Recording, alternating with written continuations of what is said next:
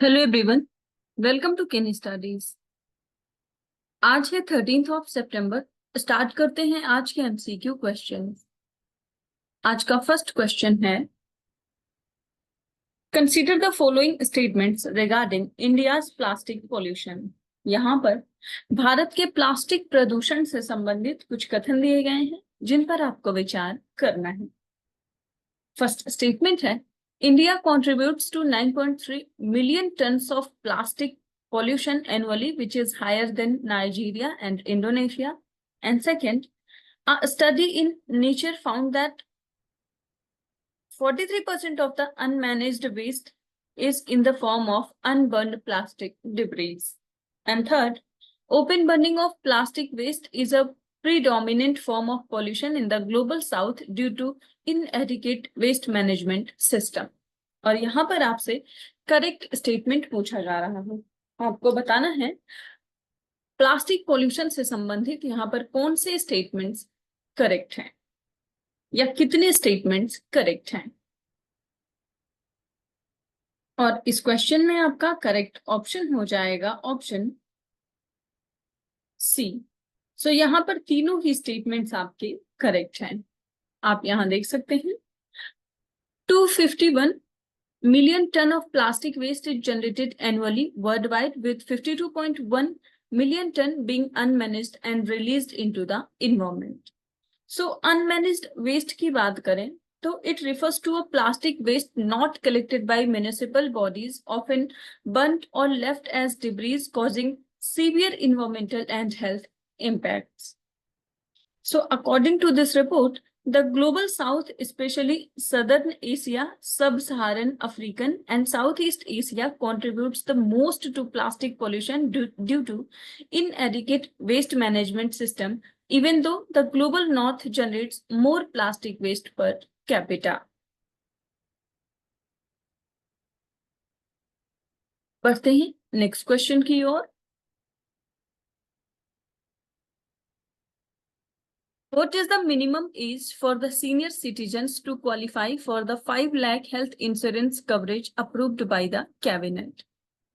यहाँ पर आपसे पूछा जा रहा है, कैबिनेट द्वारा अनुमोदित 5 लाख रुपए के स्वास्थ्य बीमा कवरेज के लिए वरिष्ठ नागरिकों की न्यूनतम आयु क्या निर्धारित की गई है। आपके ऑप्शंस हैं 60, 65, 70 या फिर 80। और इस क्वेश्चन में आपका करेक्ट ऑप्शन हो जाएगा ऑप्शन सी। सो इसमें जो न्यूनतम आयु है वो है 70। आप यहाँ देख सकते हैं The Union Cabinet led by Prime Minister Narendra Modi has approved a health insurance coverage of rupees 5 lakh per year for senior citizens aged 70 years and above under the Ayushman Bharat Pradhan Mantri Jan Arogya Yojana.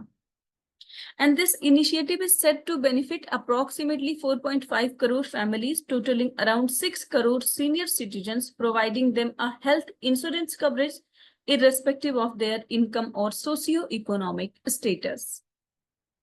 So eligible senior citizens will receive a new distinct card under the Ayushman Bharat Pradhan Mantri Jan Arogya scheme to access their health insurance benefits.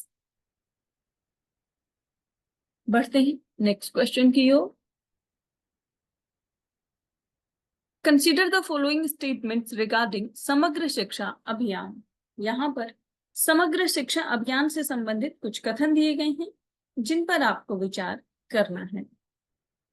First statement है, Samagra Shiksha is an overreaching programme for the school education sector extending from pre school to class 12th।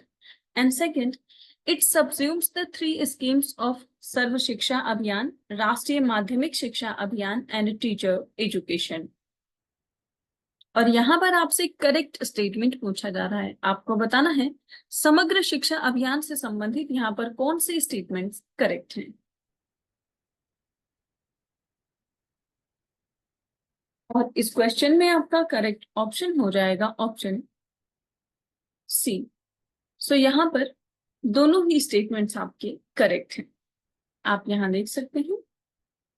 सो समग्र शिक्षा अभियान की बात करें इसके objectives की, तो इसमें जो पहला ऑब्जेक्टिव है वो है इक्वल एक्सेस का, like ensuring equal access to education and vocational training.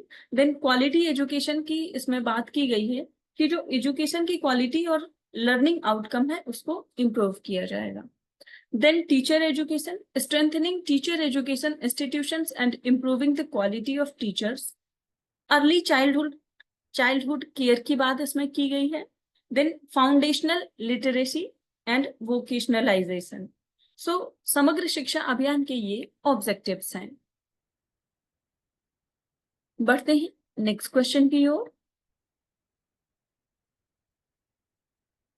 Which country plans to introduce legislation to enforce a minimum age for social media use to protect children?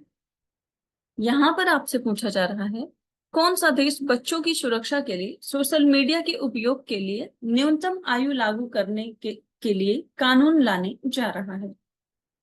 आपके ऑप्शंस हैं Canada, United kingdom, Australia या फिर New Zealand. आपको बताना है कि social media के उपयोग से संबंधित जो न्यूनतम आयु कानून लागू करने जा रहा है वो देश कौन सा है। और इस क्वेश्चन में आपका करेक्ट ऑप्शन हो जाएगा ऑप्शन सी। सो ये कंट्री है ऑस्ट्रेलिया। आप यहां देख सकते हैं Australia is set to introduce legislation to establish a minimum age for social media use to address concerns about mental and physical health impacts on children.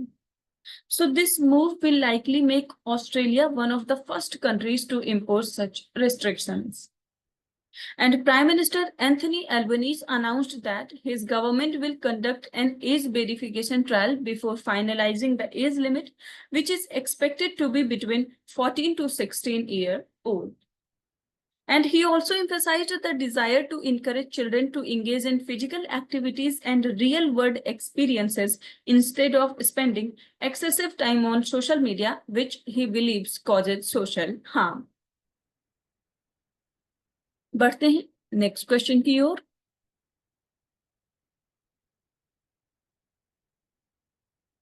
Where is the Indian Defense Aviation Exposition second being hosted? यहाँ पर आपसे भारतीय रक्षा विमानन प्रदर्शनी के बारे में पूछा जा रहा है। आपको बताना है कि इसका आयोजन कहाँ पर किया जा रहा है।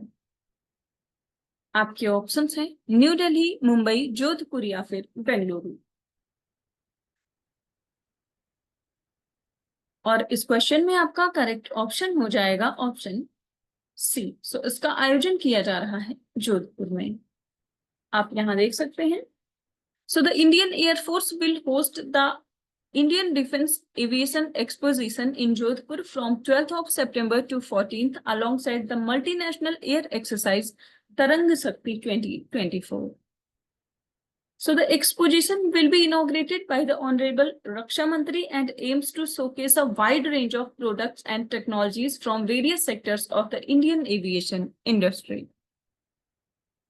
Participants include defense, public sector undertakings, and the Defense Research and Development Organization, private industries, and startups, providing an opportunity for these entities to interact with the decision makers and users from global air forces. तो आप ध्यान रखेंगे Indian defence का जो aviation exposition है उसका आयोजन किया जा रहा है जोधपुर में। बढ़ते हैं नेक्स्ट क्वेश्चन की ओर। Which state has become the first to offer Ayush services in all its urban primary health centers? यहां पर आपसे पूछा जा रहा है कौन सा राज्य अपने सभी शहरी प्राथमिक स्वास्थ्य केंद्रों में आयुष सेवाएं प्रदान करने वाला पहला राज्य बन गया है। आपके ऑप्शंस हैं ओडिशा, छत्तीसगढ़, मध्य प्रदेश या फिर गुजरात। और इस क्वेश्चन में आपका करेक्ट ऑप्शन हो जाएगा ऑप्शन सी। सो ऐसा करने वाला राज्य है मध्य प्रदेश। आप देख सकते हैं Madhya Pradesh has achieved the distinction of having the most Ayush facilities at 328 primary health centers in its urban areas according to state government officials. And the report titled Health Dynamics of India Infrastructure and Human Resources, recently released by the Ministry of Health and Family Welfare. So this report ranks Madhya Pradesh second in the number of district hospitals with 52, trailing behind Uttar Pradesh. So Uttar Pradesh first place पर है, second है Madhya Pradesh which has 125 and ahead of Delhi with 40. So in terms of Ayush doctors available in tribal areas, Madhya Pradesh is ranked third with 228 doctors across primary and community health centers. And Odisha leads with 296 Ayush doctors, followed by Chhattisgarh with 279 doctors.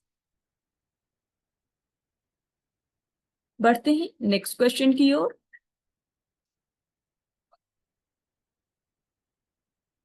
Which of the following statements about the Gulf Cooperation Council and India relations are incorrect? यहाँ पर आपसे खाड़ी सहयोग परिषद और भारत के संबंधों से संबंधित कुछ कथन दिए गए हैं और आपको इन पर विचार करना है. फर्स्ट स्टेटमेंट है the gulf cooperation council was established in 1981 with its headquarter in Abu Dhabi UAE. And second, the UAE is the fifth largest source of FDI in India. और यहाँ पर आपसे इनकरेक्ट स्टेटमेंट पूछा जा रहा है. आपको बताना है भारत और खाड़ी सहयोग परिषद से संबंधित यहाँ पर कौन से ऐसे स्टेटमेंट्स हैं जो इनकरेक्ट हैं. और इस क्वेश्चन में आपका करेक्ट ऑप्शन हो जाएगा ऑप्शन सी. सो यहाँ पर दोनों ही स्टेटमेंट्स इनकरेक्ट हैं. आप यहाँ देख सकते हैं the gulf cooperation council was established in 1981 but its headquarter is in Riyadh, Saudi Arab, not in Abu Dhabi. And UAE is the seventh largest source of FDI in India, not fifth. So India has a strategic partnership with Saudi Arab, UAE, and Oman with the first India Gulf Cooperation Council political dialogue held in 2003. So bilateral trade between India and Gulf Cooperation Council stood at $161.59 billion in financial year 2023 and 2024. And 8.9 million India expats reside in the Gulf Cooperation Council countries, contributing to 30% of India's inward remittances. So Gulf Cooperation Council की बात करें, जिसे cooperation council for the Arab states of the Gulf के नाम से भी जाना जाता है, ये एक regional inter government political and economic union है comprising of Bahrain, Kuwait, Oman, Qatar, Saudi Arab and UAE. और इसका हेडक्वार्टर है रियाद में. और इसको आपने देखा कि इसको एस्टैब्लिश किया गया था 1981 में.